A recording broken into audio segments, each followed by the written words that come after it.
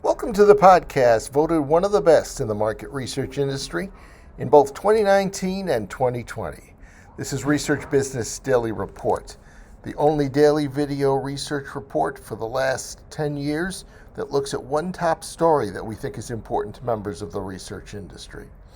RBDR relies on viewers' support, and you can pitch in by contributing at patreon.com/RBDR. More about that later. I'm Bob Lederer, now in my 26th year as the respected voice in market research.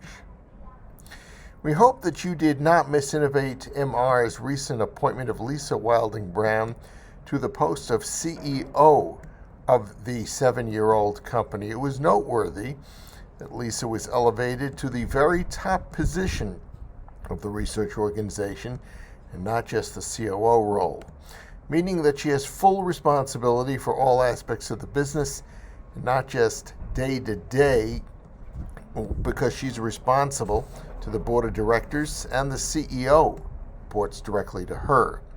Further, it represents a giant leap for the cause of equality in the research industry. Lisa spoke to us recently about how the special support she experienced from her parents during her formative years proved to be a powerful building block that in her mind made possible this historic elevation. Lisa?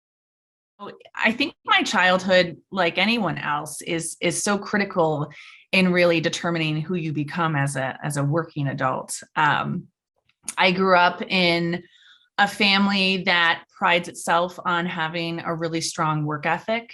And like I wrote in my article, I think some of the early feedback from teachers was maybe I was a little bit too social, a little bit too talkative, didn't quite fit the mold of what the expectations were for my behavior.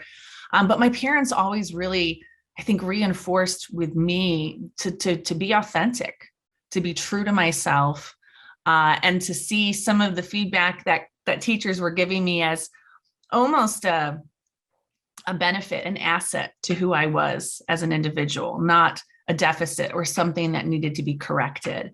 And like I mentioned in the article, I think as a young woman, a young girl even, I didn't really see myself as evolving to a CEO position. That just wasn't in my consideration set.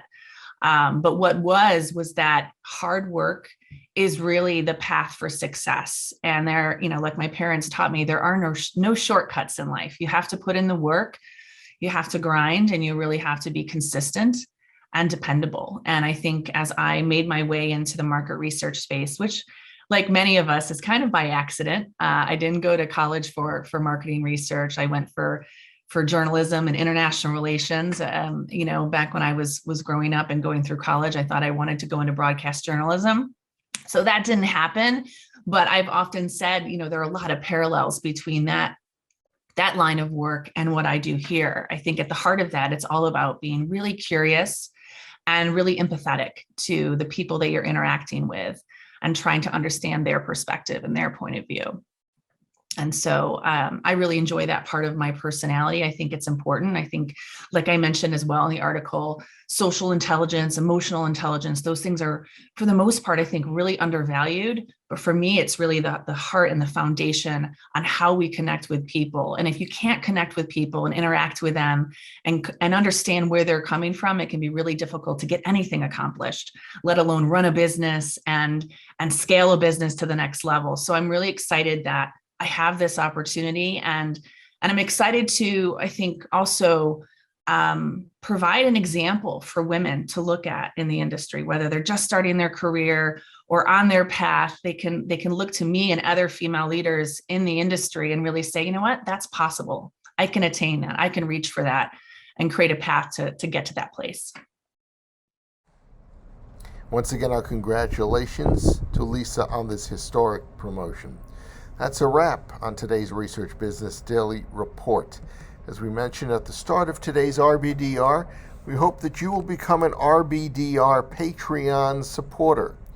For the uninitiated, an RBDR Patreon supporter agrees to provide a monthly contribution via credit card, perhaps $10 for an individual, $25 or more for a business, to help us defray costs and maintain the excellence of our reporting. Recently, we welcomed 2 new Patreon supporting research organizations Rare Patient Voice, and Survey Healthcare. And we want to thank both of them for recognizing not only the value that RBDR brings to the marketplace, but what it helps them accomplish. For those of you out there viewing us today, what about you?